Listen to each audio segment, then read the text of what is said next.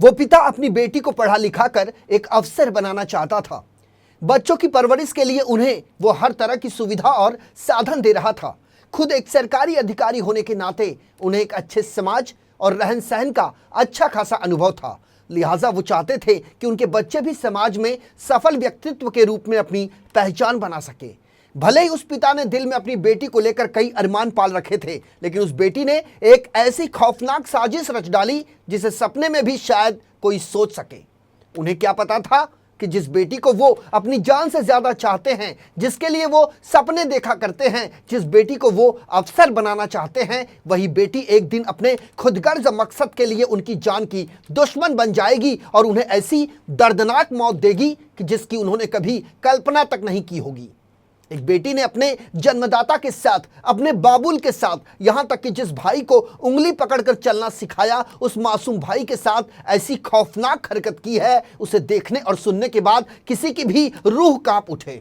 नमस्कार, मैं हूं संजय मिश्रा और आप देख रहे हैं 24 न्यूज की खास पेशकश बेटी, बॉयफ्रेंड और कत्ल। कहते हैं कि बेटी पिता की सबसे लाडली होती है। एक पिता अपनी बेटी के लिए जहां भर की सारी खुशियां देने की कोशिश करता है। कहा तो यह भी जाता है कि बेटी पिता का मान और अभिमान होती है। अपने पिता को वो ऐसी खुशियां देती है जो कोई और नहीं दे सकता। लेकिन इस बेटी ने जो अपने पिता के साथ किया है, उससे आज पूरा देश सन्न है। यकीन करना तक मुश्किल है कि जिस रिश्ते के कोई मायने नहीं होते, उसके लिए उसने अपने पिता और मासूम भाई को मौत के घाट उतरवा दिया। जब उसका प्रेमी जान ले रहा था तो वो चुपचाप खड़े सब कुछ देख रही थी। सबसे हैरान कर देने वाली बात यह भी है कि उसे अपने उस मासूम भाई पर भी रहम नहीं आई जिसने उसकी उंगली पकड़कर चलना सीखा था। यह कहानी है मध्य प्रदेश के जबलपुर शहर की। इस पूरी खौफनाक साजिश के बारे में हम आपको बताएं, उससे पहले इसमें शामिल किरदारों के बारे में समझ लीजिए। इस कहानी के कुल 4 किरदार हैं। पहला राजकुमार विश्वकर्मा, दूसरा तनिष्क विश्वकर्मा, तीसरा दिव्या विश्वकर्मा और चौथा मुकुल सिंह। इस कहानी की शुरुआत होती है 15 मार्च को, जब दोपहर के समय जबलपुर से करीब 2 से 250 किलोमीटर दूर पिपरिया के रहने वाली आरती नाम की लड़की जबलपुर के रहने वाले अपने एक रिश्तेदार को फोन करती है और उससे कहती है कि उसके मोबाइल फोन पर उसकी कजिन बहन दिव्या का व्हाट्सएप ऑडियो मैसेज आया हुआ है, जिसमें वो कह रही है कि उसके पापा और भाई को किसी ने मार दिया है। जिसके बाद आरती नाम की लड़की का कजिन उसके घर पहुंचता है। ये घर था जबलपुर की रेलवे कॉलोनी में रहने वाले रेलवे के एक अधिकारी का, जिसका नाम था राजकुमार विश्वकर्मा। आपको यहां बता दें कि रेलवे में नौकरी करने वाले राजकुमार विश्वकर्मा अपने परिवार के साथ रहते थे। उनके परिवार में एक 8 साल का बेटा तनिष्क और 16 साल की बेटी दिव्या थी। जबकि साल 2023 के सितंबर महीने में उनकी पत्नी का बीमारी के चलते निधन हो गया था। वहीं जब वो अपने परिचित से जानकारी मिलने के बाद राजकुमार के घर पहुंचे और काफी देर आवाज लगाने के बाद भी अंदर से किसी ने दरवाजा नहीं खोला, तो उन्होंने फोन पर पुलिस को सूचित करके उन्हें मौके पर बुला लिया। वो 15 मार्च का दिन था, जब दोपहर के करीब 3 बज रहे थे। पुलिस राजकुमार के घर पहुंचती है, अंदर से बंद दरवाजे को तोड़कर भीतर प्रवेश करती है। लेकिन अंदर का जो नजारा पुलिस ने देखा, उससे उसके पैरों तले जमीन खिसक गई। पुलिस ने देखा कि घर के किचन में थैली में लपेटी हुई एक लाश पड़ी हुई है और चारों तरफ खून ही खून फैला हुआ है। दरअसल यह शव राजकुमार विश्वकर्मा का था। चूंकि उस घर में 3 लोग रहा करते हैं, लिहाजा पुलिस ने अब बाकी 2 लोगों को, यानी राजकुमार के बेटे तनिष्क और बेटी दिव्या को तलाशना शुरू कर दिया। घर के अन्य कमरों की तलाशी ली गई, लेकिन घर के अन्य कमरों या किसी भी जगह से कोई भी वस्तु या कोई संदिग्ध चीज नहीं मिली। घटनास्थल का पंचनामा कर राजकुमार के शव को अस्पताल ले जाने की पुलिस तैयारी कर ही रही थी कि अचानक एक पुलिस वाले की नजर घर के अंदर रखे फ्रिज पर पड़ी। उस पुलिस वाले ने देखा कि फ्रिज के हैंडल पर कुछ लाल रंग लगा हुआ है। जिसके बाद वो उसके करीब जाता है। वो देखता है कि फ्रिज के हैंडल पर तो खून के दाग हैं। जिसके बाद पुलिस उस फ्रिज को खोलती है और देखती है कि फ्रिज के अंदर के सारे ट्रे गायब हैं और उसके बदले थैली में लपेटकर एक और लाश उसी तरीके से रखी गई है जैसे राजकुमार की रखी हुई थी। पुलिस उसे बाहर निकालकर देखती है तो पता चलता है कि यह शव राजकुमार के बेटे तनिष्क का है। चूंकि पुलिस को पता चल गया था कि घर में 3 लोग हैं, ऐसे में पुलिस भी घबरा गई। अब तीसरी लाश कहां हो सकती है, पुलिस यह सोचकर परेशान हो गई। पुलिस को लगा कि शायद ऐसी जगह हो जहां हमने अभी तक तलाश नहीं किया हो। इसके बाद पुलिस की टीम पूरे घर की छानबीन करती है, लेकिन तीसरी लाश यानी 16 साल की दिव्या कहीं नहीं मिलती। पुलिस ने दोनों शवों को कब्जे में लेकर पोस्टमार्टम के लिए उसे सरकारी अस्पताल भिजवा दिया और इस पूरे मामले की जांच पुलिस ने शुरू कर दी। पुलिस ने फैसला किया कि सबसे पहले इस रेलवे कॉलोनी से जांच शुरू की जाएगी, जहां से दोनों शव बरामद किए गए हैं। पुलिस ने सबसे पहले पूरे घर की छानबीन की तो देखा पीछे वाले दरवाजे को गैस कटर से काटा गया है। इसके बाद पुलिस को यकीन हो गया था कि कातिल जो भी है वो पीछे के दरवाजे से ही घर में दाखिल हुआ था।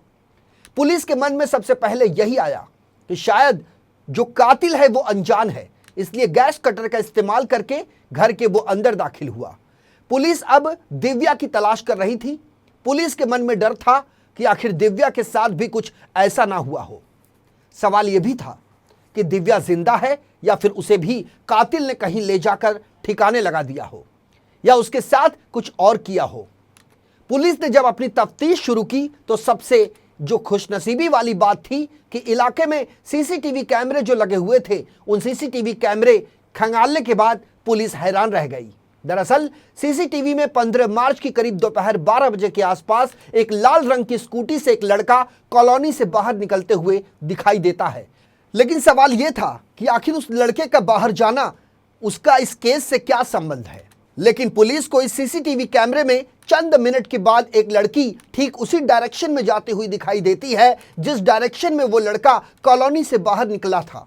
बस पुलिस को यहीं से शक होता है, जिसके बाद पुलिस रिश्तेदारों को बुलाकर उस लड़की को दिखाती है तो पुलिस को पता चलता है कि ये लड़की कोई और नहीं बल्कि राजकुमार विश्वकर्मा की बेटी दिव्या है।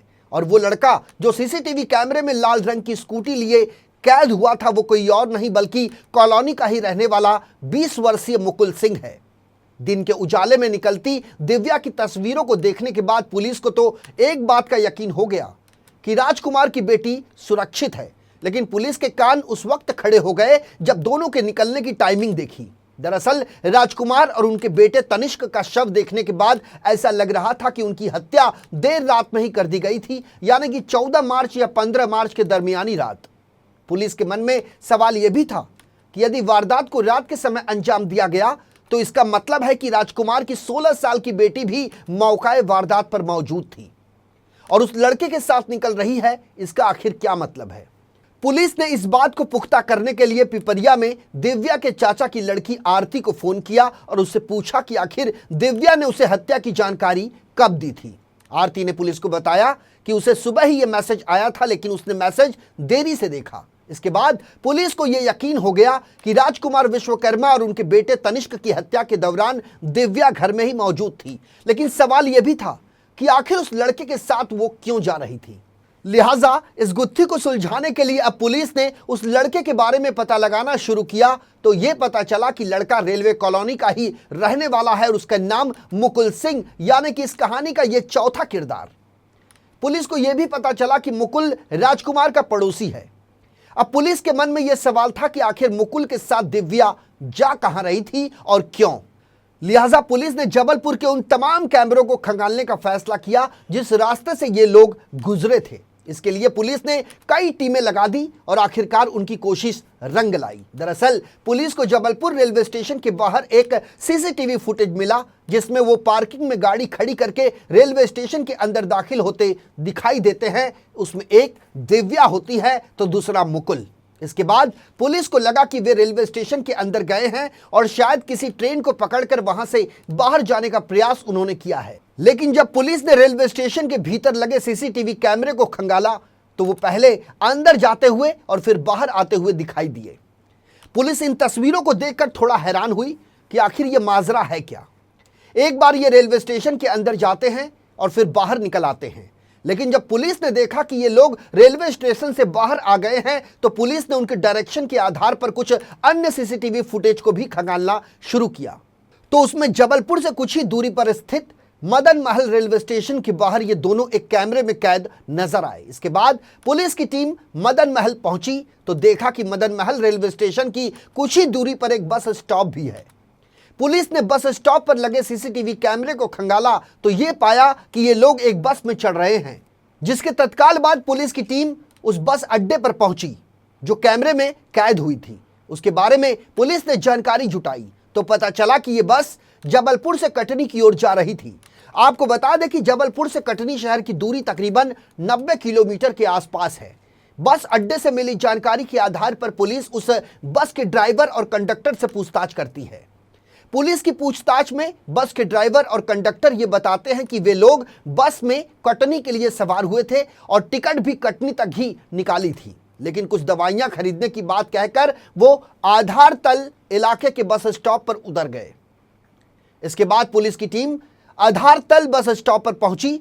पुलिस ने जब वहां पूछताछ की तो पता चला कि दोनों ने यहां से भी कटनी जाने के लिए बस पकड़ी थी, लेकिन एक बार फिर किसी बहाने से वो कटनी ना जाकर सिहोरा में उतर गए। इसके बाद पुलिस की टीम सिहोरा पहुंची। एक और बस के बारे में जानकारी पुलिस ने जब निकाली जिसमें वे सवार होकर कटनी के लिए निकले थे। पुलिस ने जब इस तीसरी बस के ड्राइवर और कंडक्टर से पूछताछ की तो यह पता चला कि ये लोग कटनी में उतरे हैं, लेकिन इसके बाद कहां गए पुलिस को कोई सुराग नहीं मिला। यह थी पुलिस की तलाश के पहले हिस्से की कहानी।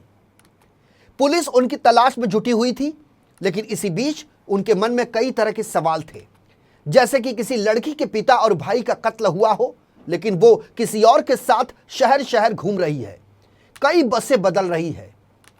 उस लड़के और लड़की का आखिर संबंध क्या है, और यदि कातिल वो लड़का है तो वो कातिल का साथ देने में मजबूर क्यों है।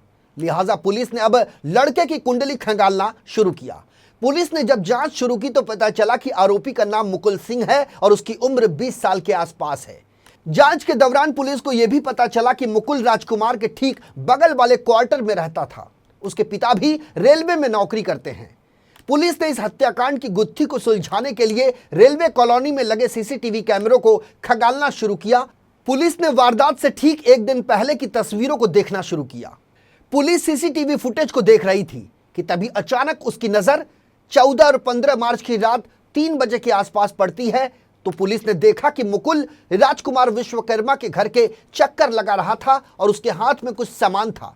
पुलिस के मन में सवाल आया कि रात के समय घर के वो चक्कर काट रहा है और अगली सुबह लड़की उसके साथ है। आखिर ये पूरा माजरा क्या हो सकता है। इन तस्वीरों को देखने के बाद पुलिस को लगा कि शायद कातिल मुकुल ही है। अब यहां सवाल यह था कि इस पूरे वारदात में दिव्या की भूमिका क्या थी। तो पुलिस के सामने 2 थ्योरी सामने आई।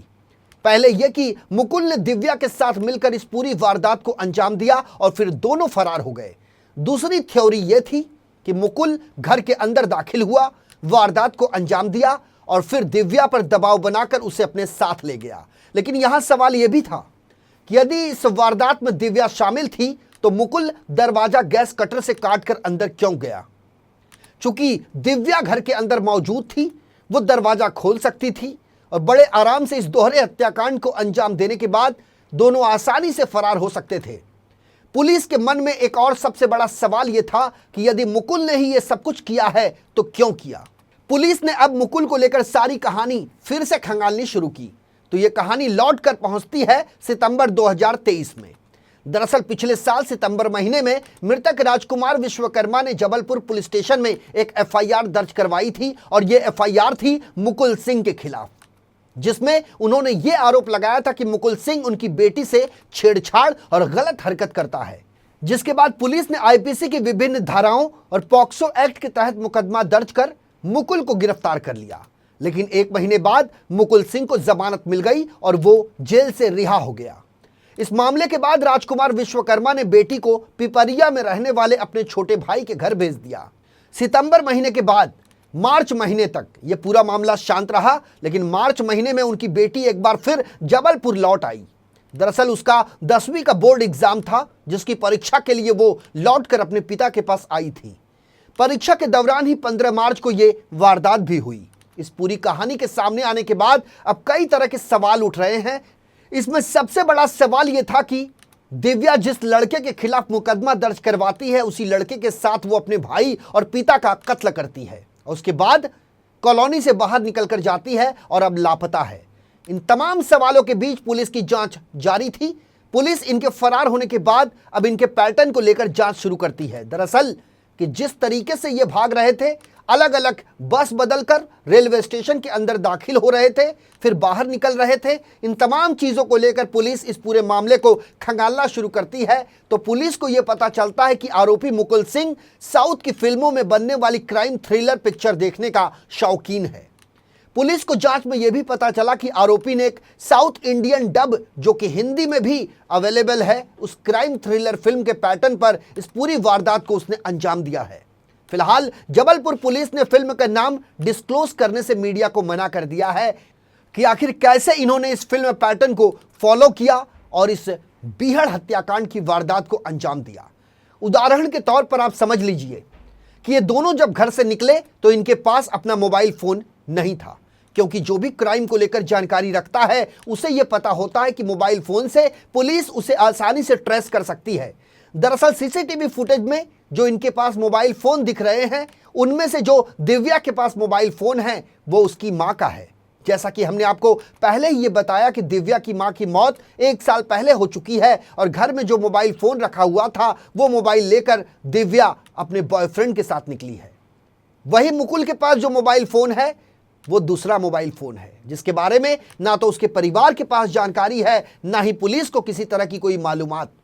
दूसरा सबसे बड़ा उदाहरण यह है कि ये लोग रेलवे स्टेशन के अंदर दाखिल होते हैं, बाहर निकलते हैं, यानी कि ये अपना पूरा शातिर दिमाग इस्तेमाल कर इस पूरी घटनाक्रम को अंजाम दे रहे हैं और पुलिस को चकमा देने की कोशिश कर रहे हैं। यहां आपको बता दें कि ये सब कुछ जो इन्होंने किया है, अब तक जो फरार चल रहे हैं, इसका सारा पैटर्न उस क्राइम थ्रिलर फिल्म का है। इसी फिल्म के पैटर्न के आधार पर इन्होंने अलग अलग बसें बदली और अलग अलग रेलवे स्टेशन। इस क्राइम थ्रिलर फिल्म्स के आधार पर इस शातिर आरोपी ने यह भी जानकारी निकाल रखी थी कि घर के अंदर फ्रेंडली एंट्री कैसे हो सकती है और फोर्सफुली एंट्री कैसे होती है। लिहाजा इसने पुलिस को गुमराह करने के लिए घर के पिछले दरवाजे को गैस कटर से काटा और फिर घर के अंदर प्रवेश किया। इनकी प्लानिंग को लेकर एक और अहम जानकारी यह सामने आई है कि लड़की ने कत्ल के कई घंटे बाद ऑडियो मैसेज अपने कजिन बहन को भेजा। पुलिस को यह भी सबूत मिले हैं कि इन दोनों ने घर से निकलने से पहले ब्रेकफास्ट भी किया था। इसके अलावा पुलिस को एक दूध वाले से भी जानकारी मिली है कि जब वो सुबह दूध लेकर उनके घर पहुंचा तो लड़की ने दूध कलेक्ट किया, जबकि रोजाना उसके पिता दूध लिया करते थे। इससे पुलिस को साफ हो चुका था कि हत्या के बावजूद भी ये दोनों घर के अंदर मौजूद थे और लड़की के सामने ही ये सब कुछ हुआ है। अब तक पुलिस के सामने हत्या के पैटर्न को लेकर और आरोपी कितना शातिर है, इन तमाम चीजों को लेकर जानकारी जो सामने आई है वो पुख्ता है, लेकिन सवाल अभी भी बना हुआ है कि आखिर इस वारदात में लड़की क्यों शामिल है, उसकी वजह क्या है। यदि उसका कोई प्रेम संबंध भी था तो वो लड़के के साथ भाग सकती थी। जान लेने की जरूरत क्या थी? तो पुलिस एक बार फिर इस गुत्थी को सुलझाने के लिए पीछे लौटती है। जांच में जो जानकारी मिली है उसे सुनने और देखने के बाद पुलिस के भी पैरों तले जमीन खिसक गए। दरअसल पुलिस को लड़की के कॉल डिटेल और मैसेज से जानकारी मिल चुकी है कि वो भी इस हत्या की वारदात में पूरी तरह से शामिल है। अब यहां सवाल यह भी है कि आखिर इस लड़की ने उस लड़के के साथ मिलकर अपने पिता और मासूम भाई को मौत के घाट क्यों उतारा। दरअसल पुलिस को यह जानकारी मिली है कि सितंबर महीने के पहले से ही इन दोनों के बीच प्रेम संबंध है, जिसकी जानकारी लड़की के पिता को लग गई थी। राजकुमार विश्वकर्मा ने कई बार अपनी बेटी को मुकुल सिंह के साथ पकड़ा था, उसके बाद उसे समझाया बुझाया भी, लेकिन जब वो नहीं मानी तो राजकुमार विश्वकर्मा ने अपनी बेटी को अपने साथ रखना शुरू कर दिया। कभी उसे अकेले बाहर नहीं जाने दिया। चूंकि वो रेलवे के अधिकारी थे, जब वो ऑफिस जाया करते थे तो घर के अंदर उसे बंद करके बाहर से ताला जड़ देते थे। यानी कि जब तक राजकुमार विश्वकर्मा घर से बाहर रहा करते थे तब तक उनकी बेटी दिव्या घर में कैद रहती थी। इसी बीच उन्होंने अपनी लड़की को मुकुल से दूर रहने के लिए पिपरिया भेज दिया था, लेकिन इसी मार्च महीने में उसे वापस बुला लिया क्योंकि उसके बोर्ड एग्जाम थे। परीक्षा के दौरान भी राजकुमार विश्वकर्मा अपनी बेटी के साथ ही परीक्षा हॉल तक जाया करते थे और जब तक एग्जाम खत्म नहीं हो जाता तब तक वो वहीं रुकते थे और फिर अपने साथ अपनी बेटी को घर लेकर आते थे।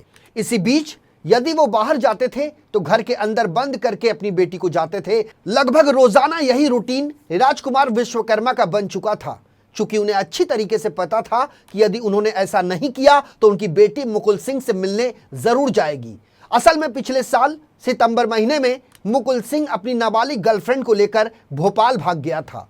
जिन्हें बाद में पुलिस ने वहां से बरामद भी कर लिया था। जब सितंबर महीने में राजकुमार विश्वकर्मा ने मुकुल सिंह के खिलाफ मुकदमा दर्ज करवाया था, तब भी उनकी बेटी ने उनसे बगावत कर दी थी और अदालत में जाकर मुकुल सिंह के समर्थन में उसने बयान दे डाला था, जिसके चलते संगीन आरोप लगने के बावजूद भी मुकुल सिंह जेल से छूट गया था। जिससे नाराज होकर राजकुमार विश्वकर्मा ने अपनी बेटी को पिपरिया भेज दिया और फिर मार्च महीने में एग्जाम के लिए उसे घर बुला लिया। लेकिन बेटी का मोबाइल फोन उसी के पास था और इसी मोबाइल फोन के जरिए वो अपने बॉयफ्रेंड मुकुल के संपर्क में बनी रही। वहीं अब एक बार फिर राजकुमार विश्वकर्मा एग्जाम खत्म होने के बाद अपनी बेटी को 17 मार्च के दिन यानी कि कत्ल की तारीख के 2 दिन बाद उसे फिर से पिपरिया भेजने की तैयारी में थे, क्योंकि वो नहीं चाहते थे कि उनकी बेटी रेलवे कॉलोनी में रहे और फिर कभी उस लड़के से मिले। बेटी को भी ये बात अच्छी तरीके से पता थी कि उसे पिपरिया जाना है और एक बार यदि वो पिपरिया चली गई तो उसकी मुलाकात मुकुल सिंह से नहीं हो पाएगी। लिहाजा उसने ये जानकारी किसी तरीके से मुकुल सिंह तक पहुंचा दी। उसने मुकुल को यह भी बताया कि यदि उसे एक बार पिपरिया भेज दिया गया तो उसे उतनी आज़ादी नहीं मिल पाएगी, उससे बातचीत भी नहीं हो पाएगी और ना ही कभी मुलाकात कर पाएगी। इसलिए जो कुछ भी करना है 17 मार्च से पहले करना है और किसी तरह से अपने पिता से छुटकारा पाना है। पुलिस को दिव्या की मोबाइल फोन से यह भी जानकारी मिली कि जब से वो पिपरिया गई है तब से इस खौफनाक वारदात की साजिश रच रही है, क्योंकि वो किसी भी कीमत पर दोबारा जबलपुर से लौटकर नहीं जाना चाहती थी। पुलिस को चैट से यह भी जानकारी मिली कि पिछले 6 महीने से वारदात के लिए बाकायदा प्लानिंग की जा रही थी। अब जब पिपरिया भेजने की तारीख नजदीक आई तो मुकुल सिंह ने फिल्मी अंदाज में वारदात को अंजाम देने के लिए साजिश रची। उसे इस बात की जानकारी थी कि घर में हमेशा ताला लगा रहता है और उसकी चाबी राजकुमार विश्वकर्मा के पास रहती है। इसके अलावा उसे यह भी जानकारी थी कि घर के पीछे भी एक दरवाजा है जिसमें ताला लगा रहता है और उसकी भी चाबी राजकुमार विश्वकर्मा के पास ही रहती है। जब उसने पूरी प्लानिंग कर ली तो एक बात अच्छी तरीके से समझ ली कि यदि वो सामने के दरवाजे से अंदर जाएगा और गैस कटर से ताला काटेगा तो कोई ना कोई उसे जरूर दिखेगा। लिहाजा उसने पीछे के दरवाजे से दाखिल होने का फैसला किया। उसने एक मेथड भी सीख लिया था कि गैस कटर को चलाते वक्त आवाज कैसे कम की जा सकती है। आपको यह जानकर हैरानी होगी कि मुकुल सिंह ने यह सब कुछ फिल्मों से सीखा था। जी हां, उसी क्राइम थ्रिलर फिल्म से जिसके तहत इस पूरी वारदात को अंजाम दिया गया। आपको जानकर बेहद हैरानी होगी कि उसने गैस कटर से लेकर जितनी भी चीजों का इस्तेमाल किया था उन सभी सामग्रियों को ऑनलाइन ऑर्डर देकर मंगवाया था। दरअसल वो ऑनलाइन ऑर्डर कर एड्रेस जबलपुर रेलवे स्टेशन का डालता और जब भी डिलीवरी बॉय वहां पहुंचता तो तत्काल रेलवे स्टेशन पहुंचकर उस सामग्री को कलेक्ट कर लेता था, क्योंकि उसका घर रेलवे स्टेशन से महज कुछ मिनट की ही दूरी पर स्थित है। वह ऐसा इसलिए कर रहा था ताकि उसके घर वालों को इसकी भनक ना लगे। यदि घर वालों को पता चल जाता कि इस तरह की सामग्री वो मंगा रहा है तो वो कई तरह के सवाल उससे करते कि इसकी आखिर वजह क्या है। जबलपुर रेलवे स्टेशन से सामग्री कलेक्ट कर घर में बने गैरेज में वो छिपा कर रखता। सभी चीजों को इकट्ठा करने के बाद उसने जो प्लानिंग कर रखी थी उसके हिसाब से 15 मार्च की रात को वारदात को अंजाम देने के लिए रात भर वो जागता रहा। उसने अपनी प्लानिंग के बारे में लड़की को भी बता रखा था। लिहाजा वो लड़की जिसका नाम दिव्या है वो भी अपने घर में जागती रही। इसके बाद रात में इलाके की वो रेकी करता रहा। दरअसल उस कॉलोनी में एक चौकीदार है जो नाइट ड्यूटी पर तैनात था, लेकिन उसके बारे में भी मुकुल सिंह ने तमाम जानकारियां हासिल कर ली थी और उसे पता था कि वो वॉचमैन पूरी रात नहीं जागता, यानी कि पूरी रात ड्यूटी नहीं करता। करीब 2 बजे से 2:30 बजे के बीच का समय था जब मुकुल सिंह को एहसास हुआ कि अब चौकीदार सो चुका है। इसके बाद मुकुल सिंह अपने घर से बाहर निकलता है और फिर राजकुमार विश्वकर्मा के घर के बाहर चक्कर लगाता है।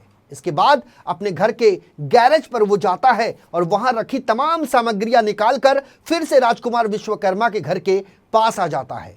यहां तक कि उसने अपने लिए एक दस्ताने भी खरीद रखे थे, क्योंकि वो अच्छी तरह से जानता था कि मौके पर फिंगरप्रिंट नहीं छोड़ा जाता है, नहीं तो पुलिस आसानी से पता लगा लेती है। और सबसे हैरान कर देने वाली बात तो यह है कि उसने ये भी साउथ की फिल्मों से ही देखकर सीखा था।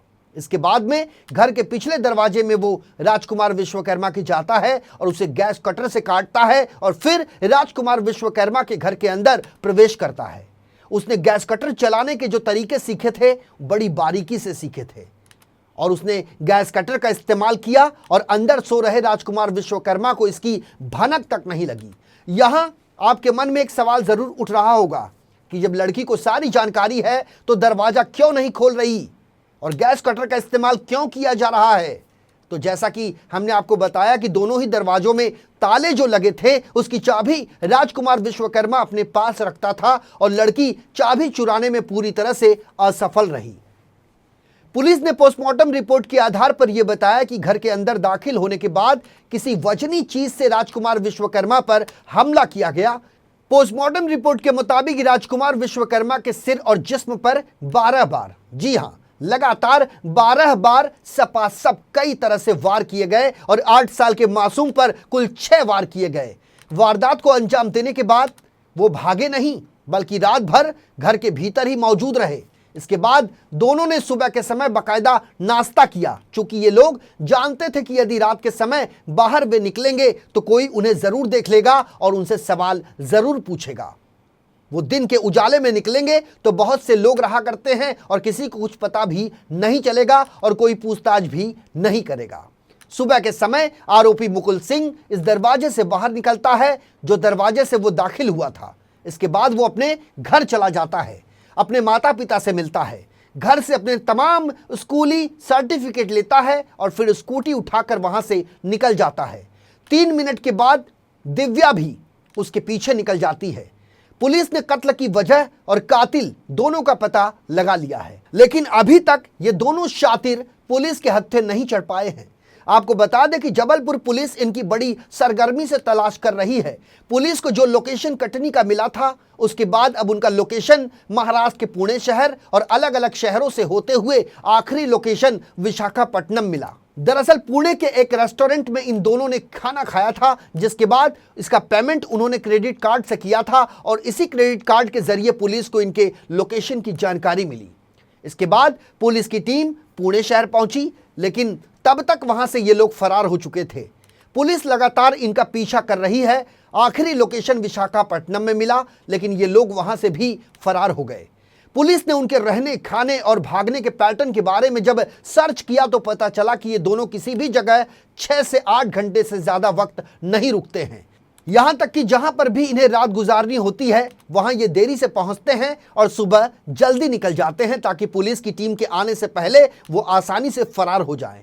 पुलिस का कहना है कि ये लोग बचने के लिए एक तो कुछ घंटे से ज्यादा कहीं भी नहीं रुकते और दूसरा ये है कि हमेशा भीड़ भाड़ वाली जगह का ये चयन करते हैं। दरअसल पुलिस का ये कहना है कि साउथ इंडियन क्राइम थ्रिलर देखने वाले इस आरोपी ने एक फिल्म को सबसे अधिक बार देखा है, जिसका नाम इस वक्त हम आपको नहीं बता सकते क्योंकि पुलिस ने इसे बताने के लिए मना कर रखा है। आरोपी मुकुल सिंह इसी फिल्म के पैटर्न पर पुलिस को चकमा दे रहा है। पुलिस का इस मामले में कहना है कि फिल्म में जिस तरीके से कत्ल की सिचुएशन है, वास्तव में जो कत्ल की सिचुएशन है वो अलग है, लेकिन चकमा देने का जो तरीका है, पूरा पैटर्न है, उसी फिल्म की तरह है। जिस फिल्म में बचने के तरीके दिखाए गए हैं कानून से, अब इस फिल्म का सहारा लेकर पुलिस मुकुल सिंह के दिमाग को पढ़ने की कोशिश कर रही है। यानी अब तक की तफ्तीश से कत्ल का मकसद, साजिश और साजिश के पीछे छिपे इन दोनों चेहरों की कहानी तकरीबन साफ हो चुकी है। बस इंतजार है दोनों के पकड़े जाने का।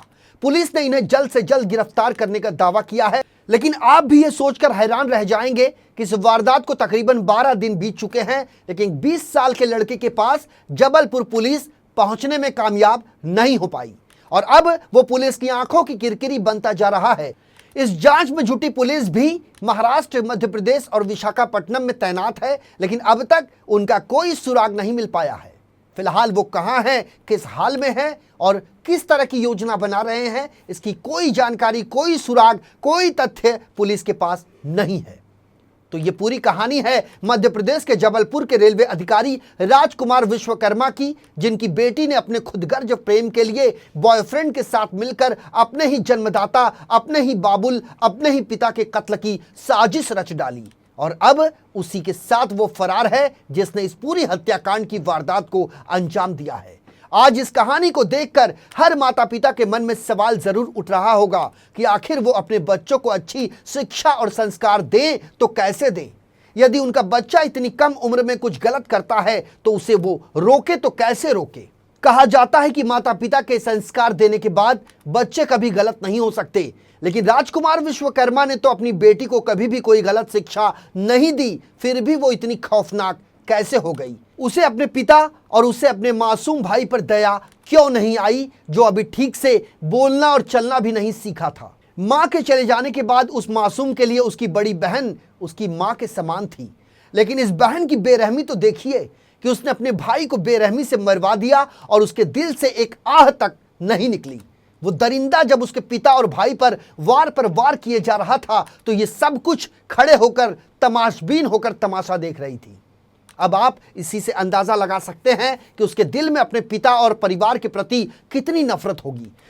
शायद उसे यह नहीं पता कि उसने जिस प्यार और जिस आज़ादी के लिए अपने परिवार को खत्म करवा दिया, जब वो कानून के शिकंजे में जाएगी तो उसका जीवन बद से बदतर हो जाएगा। शायद यह हत्याकांड कम उम्र और नासमझी का भी नतीजा है। मध्य प्रदेश के जबलपुर में हुए इस दोहरे हत्याकांड के बाद पूरा देश सन्न है और शायद हर कोई ये प्रार्थना कर रहा है कि भगवान फिर किसी को ऐसी औलाद ना देना। बहरहाल हमारे इस खास पेशकश में मेरे साथ अभी के लिए इतना ही। ताज़ा तरीन खबरों के लिए बने रहिए इन 24 न्यूज़ के साथ। मुझे यानी संजय मिश्रा को दीजिए इजाज़त। नमस्कार।